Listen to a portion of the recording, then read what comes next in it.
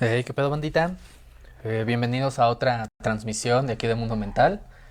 Em, Ahorita estoy preparando todo para este pequeño live, donde vamos a hablar de otra de las obras que recientemente compartimos. Mientras tanto, pues tómense un vasito de agua,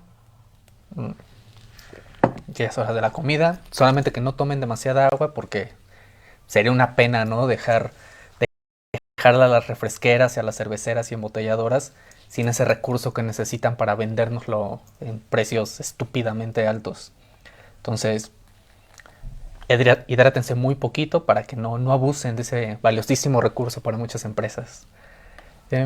Váyanse poniendo cómodos. Ahorita vamos a empezar con el directo. Solamente choco algunos detalles.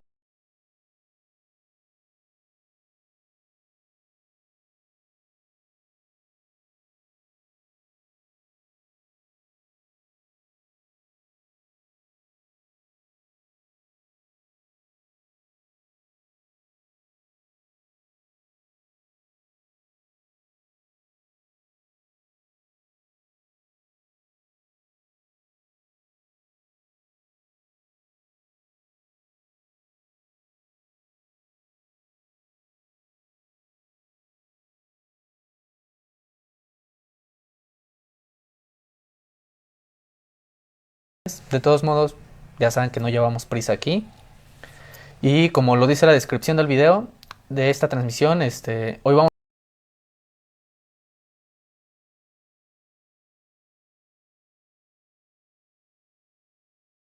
a hablar de Orwell, de George Orwell.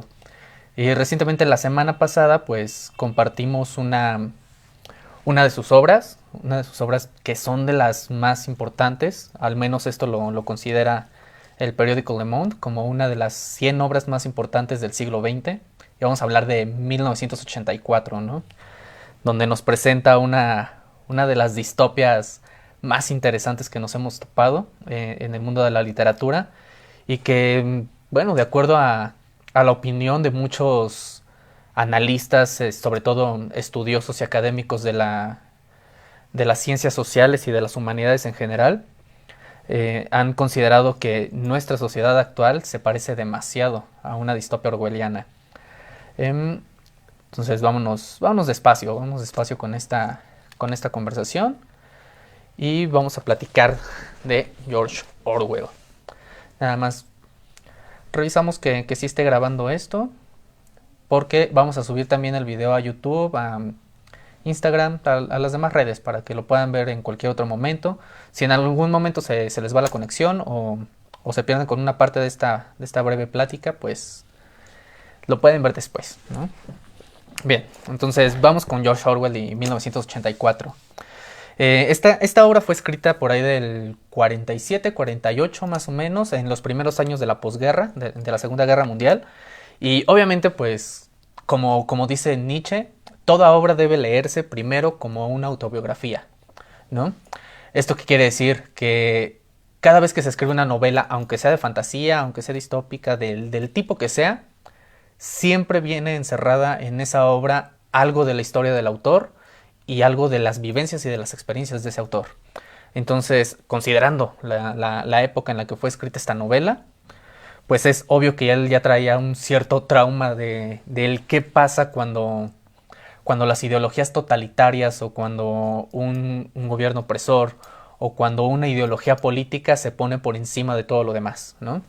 Y cómo esto puede resultar muy peligroso, ¿no? Esta obra se volvió muy importante precisamente para la literatura universal, sobre todo porque trajo conceptos muy importantes y que se volvieron muy populares muy rápido, como el concepto del gran hermano, el concepto de la policía del pensamiento, la famosísima Habitación 101 para aquellos que ya leyeron esta novela.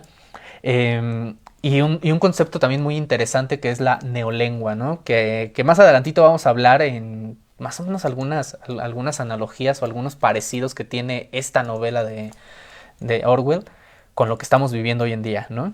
Que son como el tema de la manipulación de la información, la vigilancia masiva y sobre todo la represión política y social, ¿no? Como contexto, esta bueno, algunos analistas de la obra de Orwell consideran que 1984 estuvo sobre todo inspirada en lo que en las novelas que era The Iron Hill de Jack London y The Napoleon of Notting Hill de Chesterton, que también es un gran escritor. Ya anteriormente en esta misma página les compartimos una de las obras más importantes de Chesterton, la de Ortodoxia. Para aquellos que sí quieren empezar a tener debates y pláticas importantes, pues ahí él nos da una buena cátedra de cómo argumentar, ¿no? Y cómo demostrar, cómo plantear nuestra ideología y nuestras creencias sin caer en el ridículo. Bien. Vamos a empezar primero con una sinopsis breve de qué va esta historia, de qué va esta novela.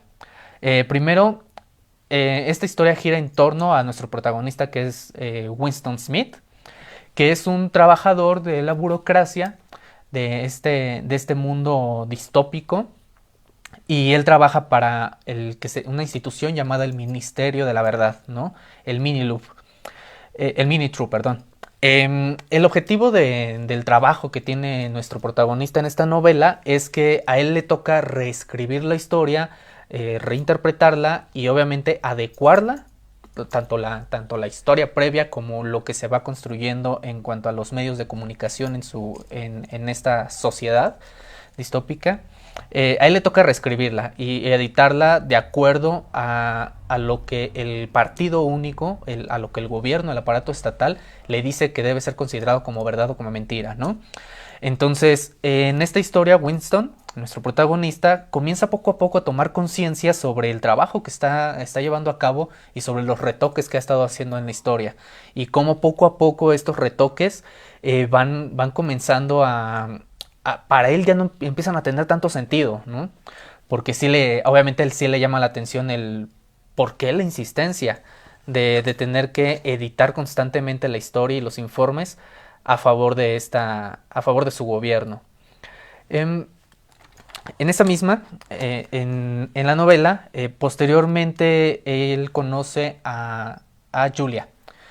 Julia es una chica de la que él se enamora, es una chica pues rebelde, por así llamarlo, y que ella ya ha tomado una cierta conciencia de resistencia y de los absurdos de la misma sociedad en la que vive. Entonces ellos, al enamorarse, al empezar a conocerse, eventualmente deciden afiliarse a una organización llamada La Hermandad, que es una organización, digamos que de resistencia contra el status quo, contra este estado opresor y altamente manipulador en el que viven. Ellos, bueno, esta asociación o organización de resistencia, la Hermandad, es dirigida por un personaje que en ningún momento realmente se presenta como tal, o físicamente, por así decirlo, en el transcurso de la novela, llamado Emmanuel Goldstein. Y él es considerado por el Estado como el enemigo del pueblo. Y obviamente también ellos tienen su propia ideología política y tienen una construcción narrativa que también está sustentada sobre una serie de documentos, como lo es el libro, que esta cuestión de el libro es bien importante porque también trajo a la discusión, a la reflexión filosófica y de las ciencias sociales, que es esta cuestión del doble pensar, que más adelante se los platico. Entonces, a grandes rasgos se trata de eso la novela, del cómo nuestro personaje empieza a tomar conciencia del mundo en el que vive, de la opresión en la que viven, y posteriormente, acompañado de Julia, comienzan un proceso aparentemente emancipatorio. Y obviamente a través de la historia de estos dos personajes es como se comienzan a visibilizar y a materializarse y manifestarse realmente lo retorcido, lo verdaderamente retorcido del aparato ideológico y del aparato estatal de esta novela, ¿no? En este caso, por ejemplo, nos manejan temas bien importantes, como lo comentabas un momento, como la manipulación de la información. Lo podemos ver también con las torturas sistemáticas, la cuestión de la disciplina, de la sociedad de control y disciplinaria, que ya habíamos platicado en un en vivo anterior, de la sociedad disciplinada de Michel Foucault. Pues acá también empieza a tomar sentido, empieza a verse un muy buen ejemplo de cómo funciona esa disciplinariedad a través del lavado del cerebro, de la educación del proletariado y obviamente de la educación de los niños, del control psicológico y el control mismo del lenguaje, que este es uno de los detalles bien importantes de esta neolengua, que en la novela la neolengua se supone que es una especie de lenguaje construido a partir del inglés, pero que tiene como finalidad fundamental el poder limitar las palabras. Por ejemplo, si hoy decimos que tenemos un problema con la corrupción, pues en lugar de atender el problema de la corrupción, decidimos borrar la palabra, que ya no exista la palabra corrupción, y que cada vez que alguien utiliza la palabra corrupción, entonces le mandamos a la policía del pensamiento, lo torturamos, le lavamos el cerebro para que nunca en su vida lo vuelva a decir, y por lo tanto pues así acabamos con el problema, ¿no? Porque pues ya no existe, ya nadie habla de corrupción porque ya no existe. Y esto es bien importante hoy en día porque esto lo podemos relacionar con la cultura de la cancelación, que más adelantito vamos, ¿no?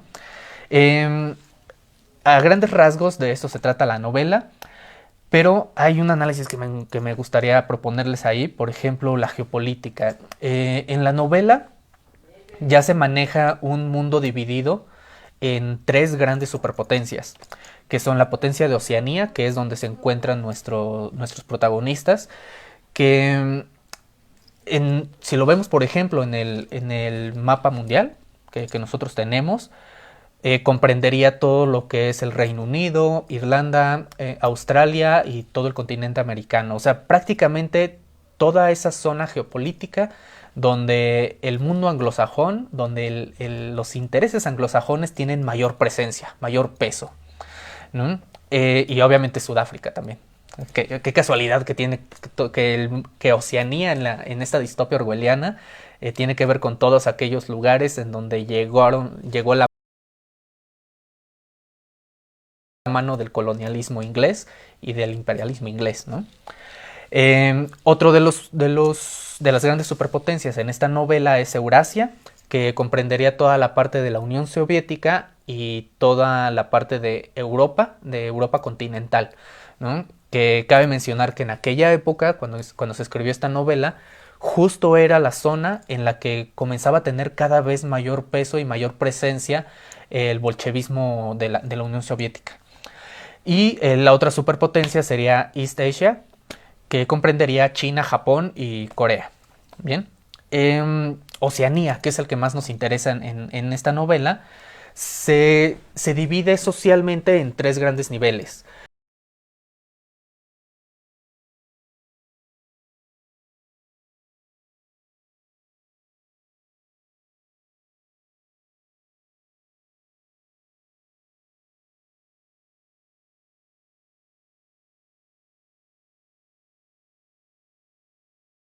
Primero tenemos a los externos, que serían a los externos al partido único que impera sobre esta sociedad de Oceanía.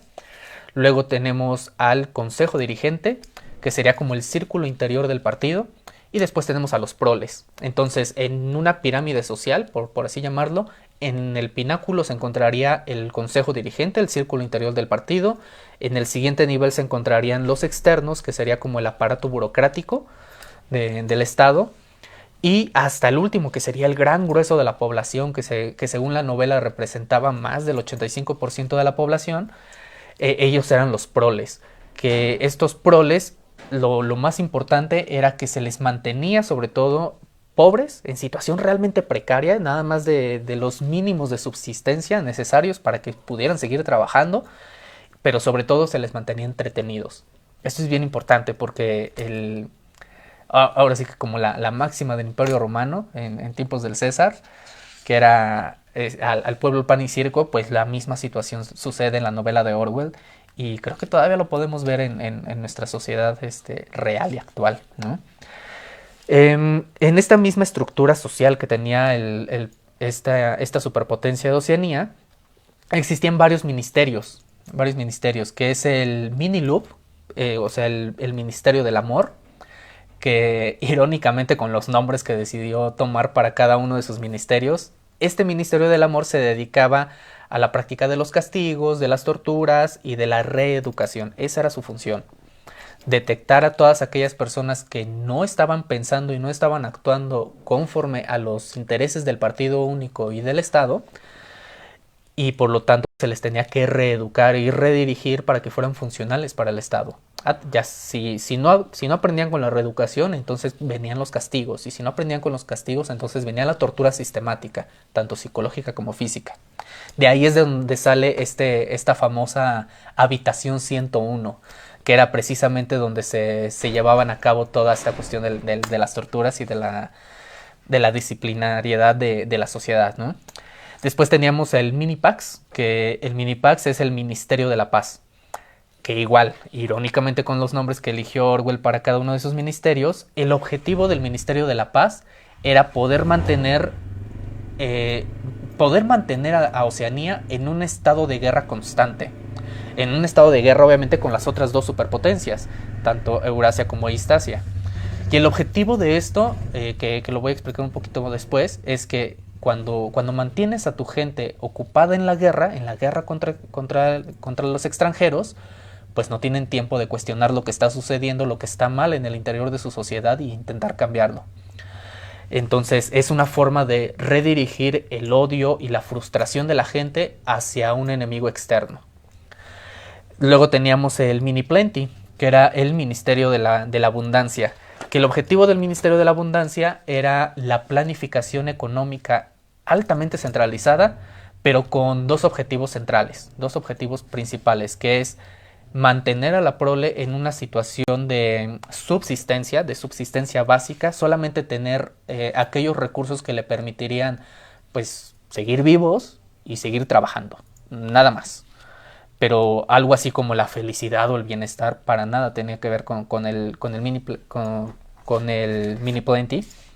Y por supuesto, a través de esta economía centralizada y tan opresiva, pues mantener una cierta dependencia de las personas hacia el Estado, ¿no? Después el otro ministerio que se maneja en esta novela es el Minitru, que es justamente el ministerio donde trabajaba nuestro protagonista de la historia, es el Ministerio de la Verdad, que como ya lo había mencionado, se dedicaban a la manipulación o de plano a la destrucción de cualquier documento histórico o cualquier informe, cualquier noticia, cualquier periódico, cualquier cosa que viniera a cuestionar o a poner en duda la legitimidad del Estado. Que en este caso, el partido único, ahora vamos a hablar del partido único en esta novela, es el partido de Ingsoc.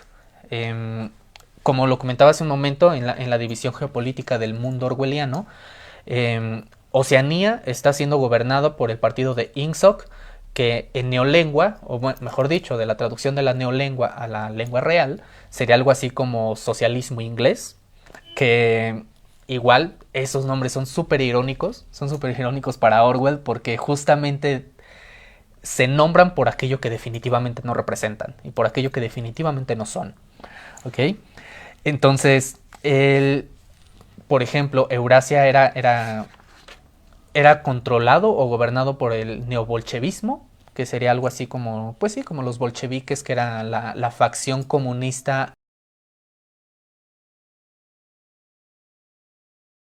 más radical de la Unión Soviética en la vida real.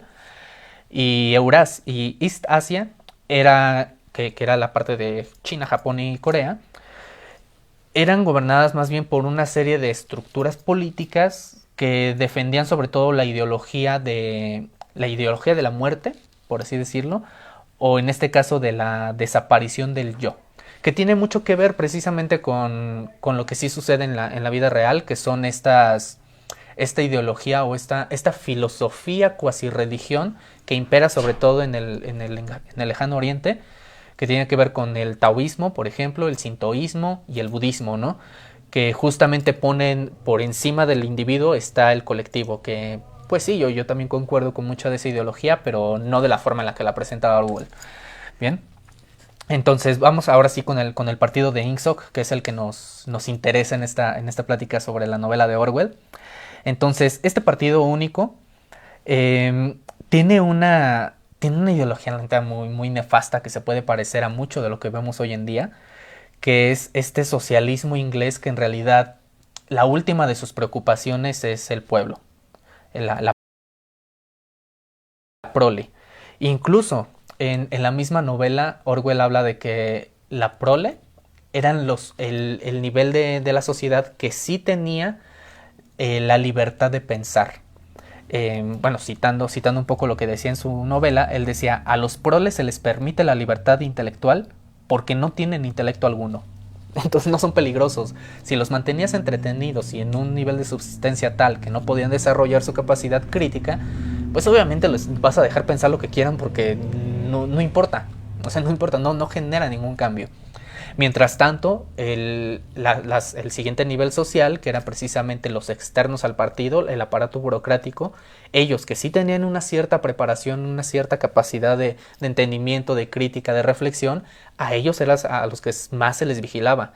La vigilancia masiva era sobre todo sobre ellos. Y para que se pudiera llevar a cabo esta vigilancia masiva, incluso el propio partido de INSOC no toleraba del todo la idea de la familia, la idea de la lealtad familiar. ¿Y esto por qué? Porque dentro de la novela era muy común que los hijos denunciaran a los padres de estar traicionando el partido único. Y obviamente es una forma de panóptico, muy al estilo de Jeremy Bentham y de Foucault, de un panóptico que no necesita cámaras, que no necesita tanto una pantalla, que no necesita tanto a un policía físico fuera de tu casa escuchando todo lo que dices. O sea, sí lo había, pero bastaba incluso, te tenías que cuidar incluso de tu familia, de tus hijos, de tus hermanos y de tus vecinos, porque ellos eran los que te iban a delatar, aunque ninguna de las autoridades oficiales te estuviera observando.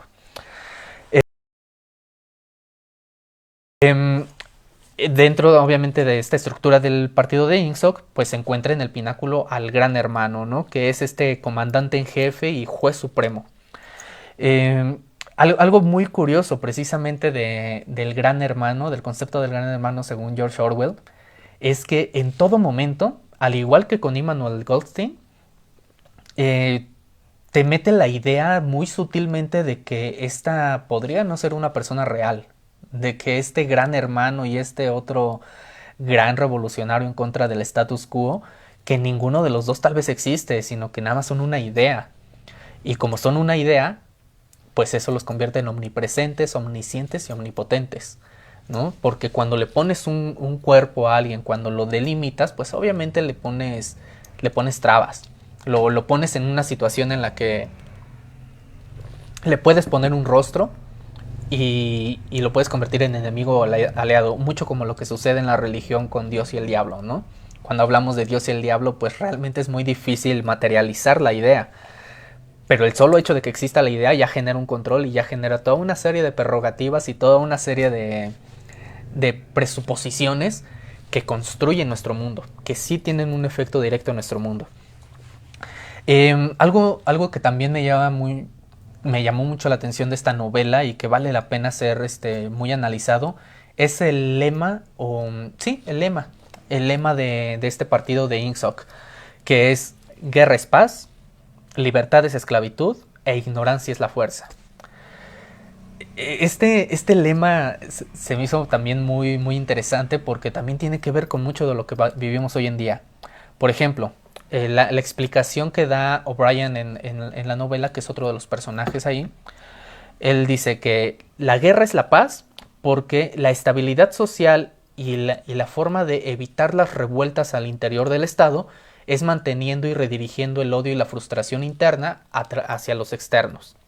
Por eso era la existencia del Ministerio de la Paz, porque así, si mantienes constantemente viva la guerra contra otras superpotencias, pues la gente no tiene tiempo de pelearse con su propio gobierno, porque está más preocupado por lo que el enemigo podría hacerles, aunque no sea un enemigo real o aunque no les conste que realmente existe un conflicto entre esas naciones. Y en este sentido, por ejemplo, el Ministerio de la Paz, bueno, o lo que podemos ver en el fenómeno de la guerra dentro de la novela de Orwell, es que constantemente hay traiciones entre las tres superpotencias. Todo el tiempo la guerra está viva entre dos potencias contra una, pero las lealtades están cambiando constantemente. En este sentido, por ejemplo, es cuando George Orwell toca mucho el tema de lo que vivieron en su tiempo, por ejemplo, con el totalitarismo, en sus dos formas, tanto el totalitarismo comunista de la Unión Soviética, principalmente de Stalin, y el fascismo de la Alemania nazi, ¿no?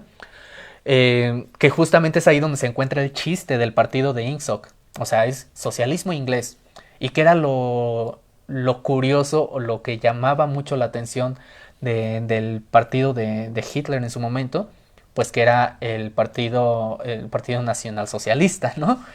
Que de socialista pues solamente tenía el tema de la centralización del poder y de la economía y de las decisiones de la economía hacia el aparato gubernamental, lo cual no significa que estuviera a favor del pueblo o en contra del pueblo. O sea, el solo hecho de que exista socialismo, comunismo o capitalismo no tiene nada que ver con cuestiones morales, solamente tiene que ver con quién es la prioridad y, mejor dicho, no quién es la prioridad, sino que quién tiene la propiedad de los medios de producción y de las fuentes de riqueza y cuál es la prioridad sí en cuanto a para qué se produce y por qué se produce. O sea, por ejemplo, en el capitalismo sabemos que la prioridad siempre va a ser el capital, o sea, la ganancia, la rentabilidad. El hecho de decir que tenemos un stakeholder capitalism, que es un capitalismo con rostro humano que se preocupa por el medio ambiente y por las personas, puro pedo, o sea, es puritita estética, puro discurso que hace que se vea bonito, que se vea bonita la idea, pero a ver, no quitémonos tantito la venda de los ojos, que ahí la única prioridad es la rentabilidad. Mientras algo sea rentable, las empresas y las organizaciones dentro del capitalismo, mientras sean rentables, está bien. Le puedes poner el nombre que sea. Pueden ser progresistas o conservadores. Pueden ser a favor de los LGBT o en contra de la libertad sexual. Pueden ser, no sé, pueden ser sumamente misóginos y patriarcales, o pueden ser completamente, pues, verdes y ser a favor del feminismo y de la ecología. O sea, tú le puedes poner el discurso que tú quieras, pero al final del día el objetivo es que sea rentable. Mientras sea rentable está bien, ¿no? Lo mismo sucede con el socialismo, ¿no? El socialismo ahí solamente es centralizar las decisiones de la economía hacia un aparato gubernamental, pero también bajo la lógica de que tiene que ser rentable y tiene que ser sostenible. Ya en el comunismo al menos en lo teórico, se supone que para que sea un comunismo de verdad, la pregunta central para saber si lo es o no lo es, no es quién está en el poder o si es una dictadura o no lo es. La pregunta central ahí es quién es el dueño de los medios de producción y de las fuentes de riqueza. Si los dueños de ambas cosas es el pueblo, es el proletariado, entonces hablamos de comunismo. Si estas fuentes siguen en manos de unos cuantos, entonces ya hablaríamos de una oligarquía o de plano de un totalitarismo de algún tipo, que puede ser tanto por una empresa o corporación como por un grupo de individuos. A grandes rasgos ese es el tema que está tratando Orwell al hablar de esta característica económica de lo que sucede en sus superpotencias de su mundo orwelliano, ¿no? Y de los peligros, obviamente, del totalitarismo. Incluso él se inspira mucho en sus experiencias de lo que sucedió en la Guerra Civil Española, obviamente la Segunda Guerra Mundial. También está ahí el chiste interno de que el logotipo del partido de INSOC es la V, ¿no?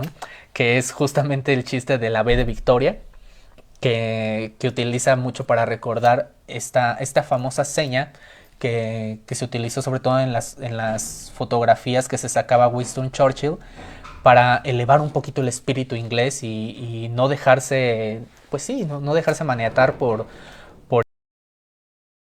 el gran poder que estaba adquiriendo la Alemania del Tercer Reich. Em, por ejemplo, el tema de la manipulación de la verdad es una clara referencia a lo que sucedía en la Unión Soviética, sobre todo la dirigida por Stalin, donde para aquellos que nos hemos empapado un poco de la historia del siglo XX, pues sabemos que una de las prácticas favoritas de Stalin es que cuando alguien pues sí, no se ajustaba a su forma de ver el mundo, lo borraba, lo borraba para siempre. Incluso existen algunas comparativas de diversas fotografías que lograron ser rescatadas, en las que él aparecía junto con otros miembros del partido, del partido bolchevique, en aquel entonces, del Partido Único de la Unión Soviética, en donde aquellas personas que aparecían en esa foto, esos grandes dirigentes y líderes como León Trotsky, en el momento en el que se empezaban a cuestionar al gran hermano, al gran líder, al comandante supremo, entonces él los borraba. No solamente los desaparecía, los torturaba, los metía a la cárcel o, o de plano terminaban en el exilio, sino que además dentro de la misma Unión Soviética estaba prohibido hablar de ellos. Estaba prohibido poner su rostro, poner siquiera recordar que ellos tuvieron algún papel importante en la revolución. Como lo mencionabas un momento, León Trotsky, por ejemplo, no sé si sabían, pero el apellido original, el apellido real de Trotsky se dice que era Bronstein. Y por ello es que Orwell utiliza el apellido Goldstein para referirse a su antagonista, ¿no? A Immanuel Goldstein, que, tuvo una situación muy similar. De hecho, por ejemplo, en la novela de Orwell, en cuanto a las características del gran hermano, es muy parecido a Stalin. Utilizan esa imagen, muy parecido al rostro de Stalin. De Immanuel Goldstein no ponen un rostro como tal, pero se hace esta similitud, ¿no? De un enemigo interno pero externo al mismo tiempo, como lo fue León Trotsky, que se convirtió en el fantasma favorito de Stalin para ver pues para ponerse todo paranoico. Que ahí él tenía unos problemas de narcisismo bien interesantes. Pero por ejemplo, en la actualidad, ¿dónde lo podemos ver? ¿No? Lo hemos visto con Vladimir Putin, por ejemplo, que creo que muchos sabemos lo que ha pasado con la situación de Alexei Navalny, por ejemplo, o de Mikhail, de distintos personajes de la política rusa que en cuanto empezaron a cuestionar a Putin, pues casualmente empezaron a aflorar cuestiones de corrupción o de traición a la patria, pero el punto era que terminaran exiliados o encerrados solamente por haberlo cuestionado. Pero no solamente sucede de aquel lado, aquí también sucede. Sucede también en Estados Unidos, que todos sabemos que son excelentes manipuladores de la información, que les encanta orquestar golpes de Estado. De hecho, recientemente uno de los que fueron asesores y que apoyaron obviamente a Donald Trump en su momento, se me acaba de ir el nombre de este men. De hecho, recientemente salió una nota en la que le hicieron una entrevista y él abiertamente reconoce que él mismo, que dice que no es fácil orquestar un golpe de Estado en otras naciones, desestabilizar una democracia, porque él mismo lo ha hecho y no es nada fácil. Obviamente sabemos a quién se refiere, ¿no? A la intervención en Venezuela, por ejemplo, con el presidente de todo el mundo, Juan Guaidó, que yo no sé de dónde sacaron que era legítimo, ese vato ridículo. Qué bueno que nadie lo reconoció, más que Estados Unidos un ratito. Y solamente la gente con pocas luces hubiera reconocido como un presidente legítimo a Juan Guaidó. También se encontraron muchas fotografías de varios personajes importantes durante la presidencia de Donald Trump, con Bolsonaro, por ejemplo, que todos sabemos que Bolsonaro tiene igual de legítimo lo que tenía en su momento Obama en su segundo mandamiento, porque la neta, en su segundo mandato, porque la neta ya era muy cuestionable su capacidad para gobernar. Pero, por ejemplo, Bolsonaro también es ese tipo de líder totalitario, autoritario, y que se pasa la democracia por los huevos, o sea, definitivamente. De hecho, recientemente salió en las noticias en esta semana de que él ya había advertido desde hace un par de meses y ahora lo reitera, de que él no va a reconocer el resultado de las elecciones en Brasil. O sea, recordemos cómo llegó al poder. Llegó a través de un golpe de Estado y se instauró ahí. Y todos sabemos que Bolsonaro es un imbécil. Para nadie es una sorpresa que él sea un imbécil. Pero ahora ya está dando luces otra vez de que si Lula da Silva se corona como ganador oficial de estas elecciones, de estas próximas elecciones en Brasil, pues él no las va a reconocer. Ya está dando su postura, ¿no? Como sucedería con cualquier líder totalitario. Y justamente esta cuestión de la manipulación de la información para manipular la historia y manipular la verdad, Se parece, por un lado en la historia, se parece a lo que sucedía en el Imperio Romano de la famosa Damnatio Memoriae. Esta Damnatio Memoriae era una pena que le instauraba el Senado a cualquier personaje político o que tuviera algo de relevancia para olvidarlo por completo. Ellos decían que la mejor forma de inmortalizar a una persona y reconocerla, pues era a través de sus obras, a través del siempre recordarla. Entonces la mejor manera de castigarla, pues era olvidarla por completo, borrar su rostro, borrar sus estatuas, borrar sus escritos, borrar todo. No sé si les parece algo, algo familiar, pero cultura de la cancelación.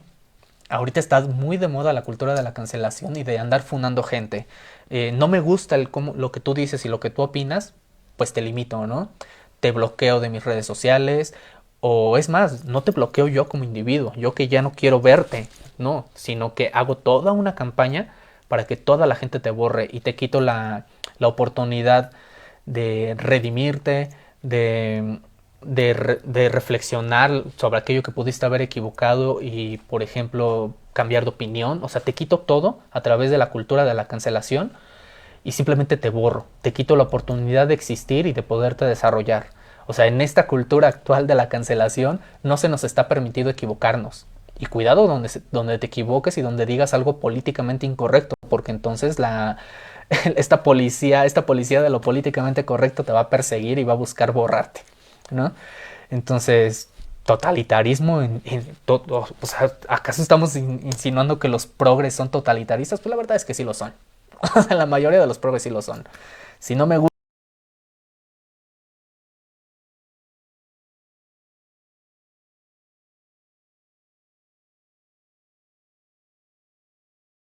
gusta tu discurso, te cancelo.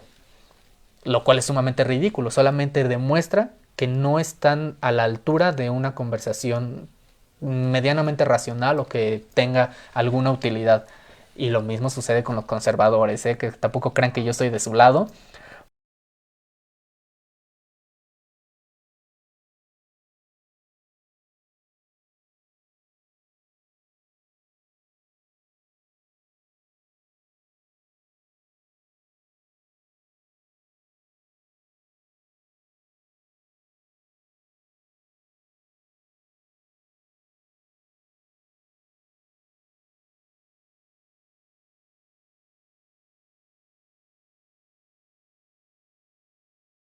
Porque todos sabemos que cuando a un conservador, pues sí, a un derechista, derechista genérico, no le gusta tu discurso progre o no le gusta que uses el todes, pues se va a escudar tras la banderita de Diosito y de la Virgencita o de cualquier santo de su devoción para decir que tú estás mal, que tú estás equivocado y ojalá te vayas al infierno. En todo su infinito amor cristiano te quiere mandar al infierno, ¿no? Entonces, por eso ha sido tan importante y tan relevante la obra de Orwell en la actualidad. No solo desde cuando se escribió, sino actualmente, porque muchos de los temas que él trata en la novela de 1984 y también en otras de sus novelas como Rebelión en la Granja, hablan precisamente de los peligros de exacerbar una ideología, de interiorizarla a tal grado de que pierdas totalmente el raciocinio y pierdas totalmente tu capacidad crítica.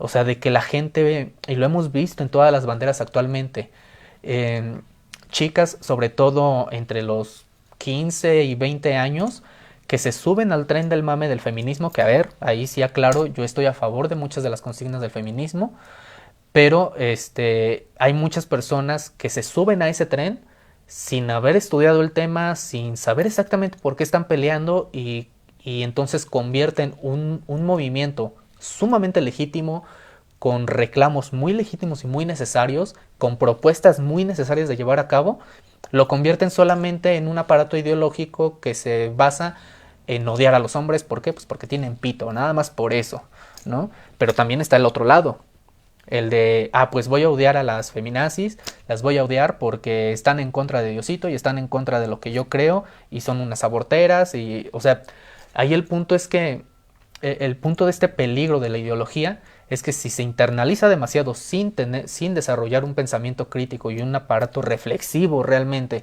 de aquello que estás defendiendo, pues vas a terminar defendiendo puras estupideces que ni siquiera tú podrías argumentar, ¿no? Eh, por ejemplo, algo que se me hizo muy interesante de la obra de Orwell es cuando hablan de los famosos 2 minutos de odio. Estos 2 minutos de odio era como una referencia a lo que sucedía, más bien a lo que sigue sucediendo en muchos otros lugares, que es este doble discurso, esta doble moral. Bueno, no sé si llamarlo doble moral o simplemente incongruencia, en la que está bien tener, por ejemplo, un discurso, que es ahí donde entra perdón, el concepto del doble pensar. Puedes tú tener un discurso de ser súper buena vibra, súper progres, super a favor del planeta, a favor de los derechos humanos, a favor de la diversidad, de la libertad, pero al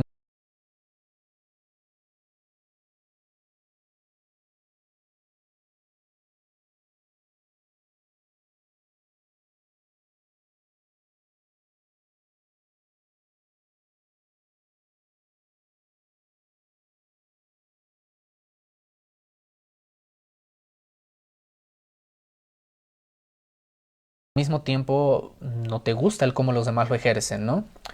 Por ejemplo, muchos de los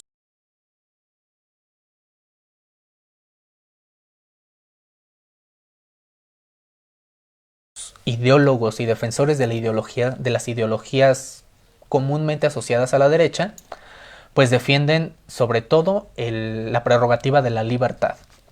Que ahí lo interesante es preguntarles, ¿la libertad de qué? ¿La libertad de quién? ¿Para hacer qué? ¿No? Y es ahí donde te das cuenta de que eres libre, libertad para el capital de entrada, eso ya lo damos por sentado, ¿no? Libertad para el capital, mientras pueda proliferar el capital y te puedas hacer más rico, pues está bien. Que de hecho hay un chiste, bueno, algo así como un chiste muy interiorizado dentro de las ciencias sociales, o para quienes nos dedicamos a esa ondita, en el que una forma muy caricaturesca de pintar a la izquierda y a la derecha es que a los fanáticos de la derecha no les importa cómo ganas tu dinero mientras tengas dinero, pero sí les importa con quién te acuestas. O sea, mucho cuidado con que seas homosexual, ¿eh? Porque eres una abominación. Y por el otro lado, a los de izquierda no les interesa con quién te acuestas, pero definitivamente les importa de dónde sacaste tu dinero. Si sacaste tu dinero de una empresa que tiene como esquema piramidal o esquema organizacional principal la explotación de una gran cantidad de individuos para que a través de su trabajo tú te vuelvas más rico, pues obviamente eres una persona nefasta. Creo que ahí ya quedó claro para dónde me dirijo yo, ¿no? Pero justamente es este doble pensar, ¿no? O sea, podemos hablar de libertad, pero de libertad para hacer solo aquello que a mí sí me agrada. Si, por ejemplo, yo soy un católico, cristiano o musulmán fundamentalista que, que cree que los hombres, que no se puede tener relaciones sexoafectivas con personas de tu mismo sexo, entonces en cuanto vea a uno, quiero que lo encarcelen, y quiero que lo reeduquen, y quiero que lo manipulen o de plano lo desaparezcan, ¿no? Pero por el otro lado, sí quiero que respeten mi ideología, que respeten mi creencia, que me dejen ser libre de adorar a mi Dios en donde quiera que sea, ¿no?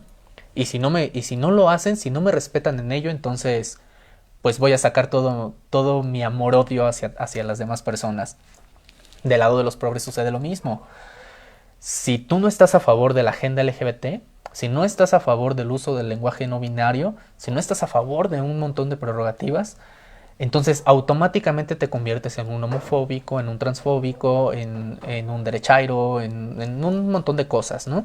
Entonces, en lugar de yo sentarme contigo a conversar sobre cuál es la relevancia o cuál es la importancia del uso del lenguaje inclusivo y no binario, cuál es la importancia del reconocimiento o pues sí, del reconocimiento del derecho al matrimonio homoparental o al derecho a abortar, por ejemplo, en lugar de explicarte eso te cancelo o te tacho de intransigente o de retrógrada.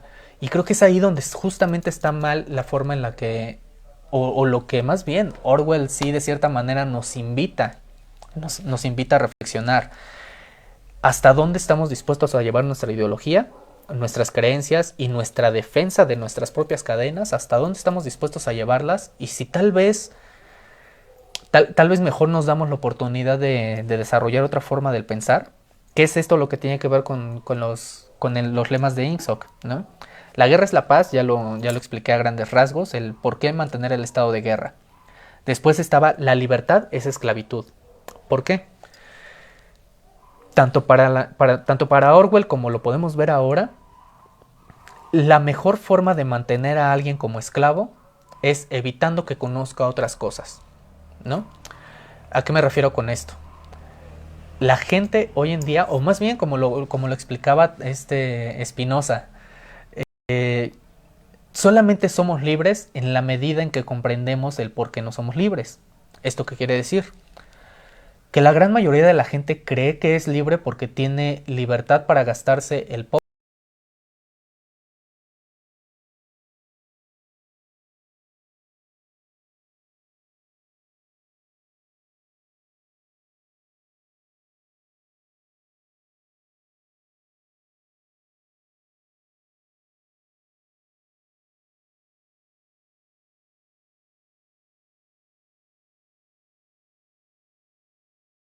o mucho dinero que tenga pues en Netflix o en unas papitas o en McDonald's o en un celular que no necesita pero que quiere uno nuevo, que desea uno nuevo, mejor dicho. O sea, en su capacidad de consumo creen que ahí se encuentra su libertad, cuando en realidad su libertad para elegir el entretenimiento, para elegir qué vas a comprar, para elegir en qué gastar tu tiempo y tus esfuerzos, pues en realidad no es libertad. O sea, porque al final del día sigues escogiendo entre un menú de opciones que siguen siendo funcionales para el sistema. Y recordemos una pequeña gran verdad dentro de la teoría de sistemas. Ser antisistema y ser revolucionario y ser el más crítico de todos es también parte del sistema. Eso también está considerado. De eso se trata el doble pensar. Para ello, el mismo partido de Ingsoc en la novela de Orwell, por eso es que tenía un gran hermano y tenía a su antagonista Goldstein. Él necesitaba que existiera esa hermandad, esa resistencia, porque a través de esa resistencia es como justificaba la existencia de un ministerio de la verdad, de un ministerio del amor que se dedicaba a la tortura, de un aparato de vigilancia masiva. Así es como lo justificaba. ¿Por qué te tengo que vigilar a través de tus vecinos y de las telepantallas y de un montón de aparatos? Pues porque existe una resistencia que está amenazando con destruir el mundo como lo conocemos, que nos tiene tan felices, aunque no seas feliz. De eso se trataba la libertad en Orwell, y de eso se trata mucho la libertad hoy en día.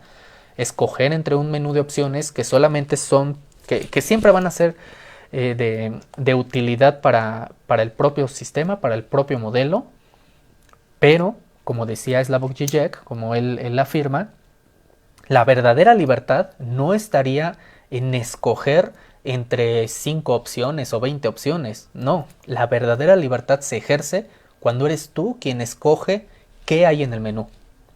Si tú no escoges lo que hay en el menú, entonces no estás siendo libre, solamente te estás acoplando a lo que hay. Que es ahí donde entra una similitud, por ejemplo, que yo encuentro en el Ministerio del Amor, que ellos utilizaban mucho toda una serie de supuestos sobre todo estudiados en la psicología social,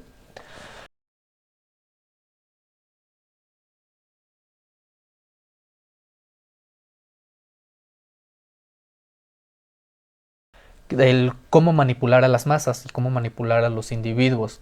Esta analogía yo la veo mucho, no sé ustedes, eh, tanto como diletante como paciente de terapia psicológico cognitivo conductual. A mí personalmente esta terapia me ha ayudado muchísimo, ¿no? Para acoplarme con ciertas situaciones, empezar a manejarlas de una mejor manera, para redirigir aquello que me estresa o que me provoca una ansiedad o que me deprime y demás, para redirigirlo de una forma más útil. Pero también tengo una crítica en contra del propio tratamiento. O sea, yo como paciente de ese tratamiento reconozco que hay algo sumamente nefasto dentro del tratamiento psicológico conductual, que es el no voy a satisfacer o no voy a solucionar el problema de raíz que te provoca la ansiedad, la depresión, el estrés o tus trastornos o síndromes. Yo no te lo voy a solucionar. Lo único que te voy a dar es una serie de herramientas que tienen como finalidad que tú te adaptes al mundo, que tú te sientas más cómodo en el mundo en el que vives. Y esto es muy peligroso, porque como diría Krishnamurti, estar bien adaptado a una sociedad enferma es lo peor que te puede pasar, es lo peor que puedes hacer. Y si yo en lo personal tuviera que elegir entre estar bien adaptado a una sociedad enferma o la locura, pues definitivamente prefiero la locura, prefiero ser uno de los inadaptados. Pero no es funcional y no es rentable, no por ahora. Entonces, de eso se trataba esa parte del lema de Ingsoc, de la libertad es esclavitud.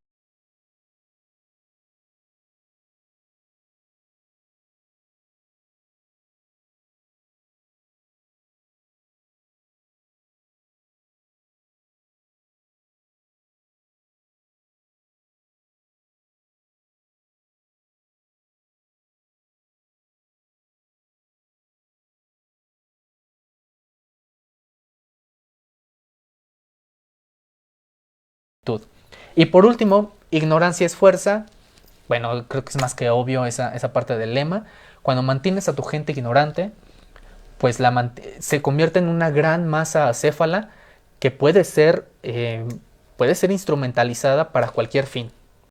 Por ejemplo, en la novela de Orwell era muy común que se realizaran toda una serie de manifestaciones y de reuniones masivas en las que todos lanzaban vítores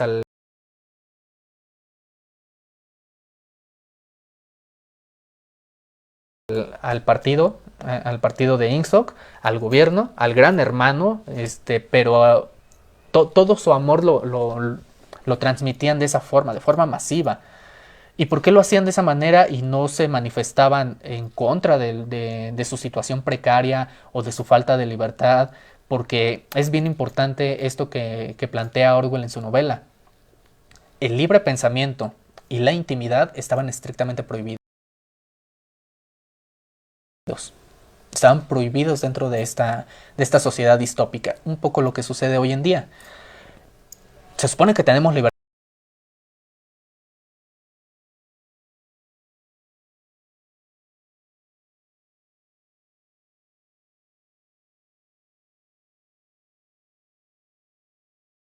de pensar, pero si no piensas lo que yo quiero que pienses, entonces eres un retrógrado. A eso me refería hace un momento con estos doble pensar o estos dobles discursos de ambos lados del espectro, tanto de los que se dicen progresistas como de los que se dicen conservadores. Al no permitir el debate, al no permitir la discusión, al no permitir la discrepancia, pues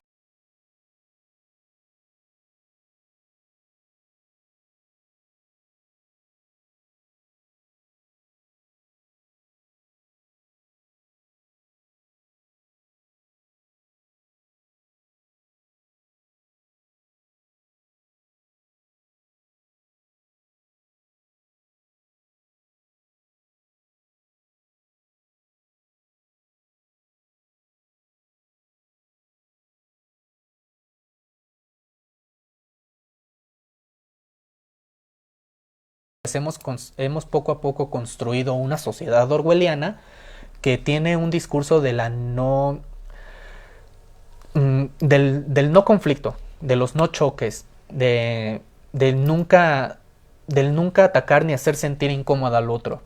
Y a ver, o sea, tiene una cierta utilidad, claro, o sea, no está chido vivir en un mundo en el que todo el mundo te ataca y no puedes estar a gusto, o sea, no está cool. Pero tampoco existe la obligación del universo o del mundo o de la sociedad en general de que tú te sientas cómodo con algo así como la vida en general. O sea, nadie tiene esa obligación de hacerte sentir bien nada más porque tú te quieres sentir bien. Entonces, es ahí donde yo, por ejemplo, yo sí defiendo mucho una forma de pensar del todos tenemos libertad de opinar y bueno, más bien de expresar una opinión informada. porque nadie, absolutamente nadie tiene derecho a ser un ignorante y esperar que se te respete por ello. Entonces, por ejemplo, yo defiendo mucho la postura de que la libertad de expresión y las libertades en general también vienen con un costo, no son gratuitas, no son nada más porque naciste. Si tú quieres ejercer tu libertad de expresión, pues debes estar consciente de que a alguien no le va a parecer, a alguien no va a estar de acuerdo contigo y va a existir la discrepancia, va a existir el debate, va a existir la disensión, pero la disensión es importante. Si tú no estás, si nosotros nos permitimos entrar en cámaras de eco donde solamente se nos da la razón y donde yo solamente me voy a juntar con gente que piense como yo, o estas famosas, estas populares publicaciones tanto de Twitter como de Facebook y otras plataformas del si no te gusta lo que pienso, dímelo para borrarte, para bloquearte. Dude, no, al contrario. Si no piensas como yo, pues nos echamos una chela y lo platicamos. Igual y yo sí estoy equivocado y no me he dado cuenta. Y no me he dado cuenta justo porque me he metido en una cámara de eco donde todo el mundo me aplaude y todo el mundo piensa como yo. Y el problema con las cámaras de eco es que se estanca el pensamiento. Y la vida es controversial. La vida siempre va a ser controversial. Un día vamos a pensar una cosa, vamos a tener una serie de experiencias, una serie de argumentos, una serie de nuevas relaciones que nos van a enseñar nuevas cosas. Y esos nuevos aprendizajes, pues nos van a hacer cambiar de opinión.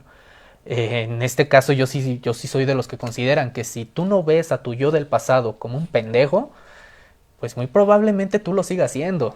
A mí me pasa todo el tiempo. O sea, el Marco de hoy al Marco de mañana le va a parecer un idiota. De eso estoy seguro. Sé que me voy a equivocar. Sé que voy a cometer errores. La pregunta es cuándo. Nada más.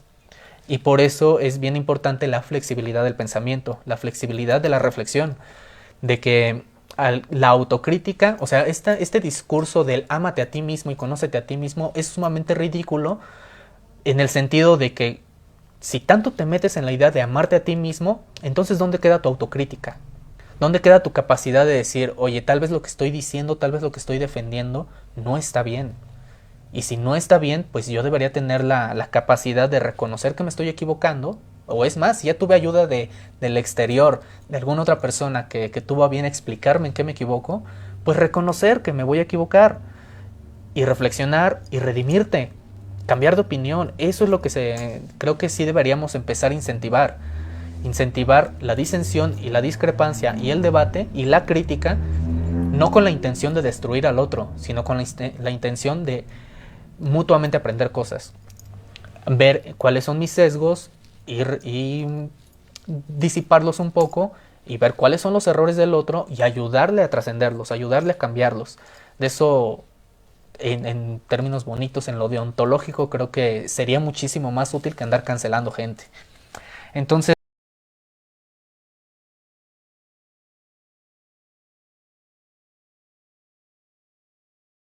pues a grandes rasgos de eso se trata esta interesante novela, 1984 de George Orwell. Eh, Personalmente soy de la idea de que no cualquier cosa es filosofía y no cualquier persona es un filósofo. Pero eso sí, la filosofía y los filósofos pueden provenir de cualquier lugar. Un poquito como lo que dice la película de Ratatouille. De cualquier lugar pueden provenir.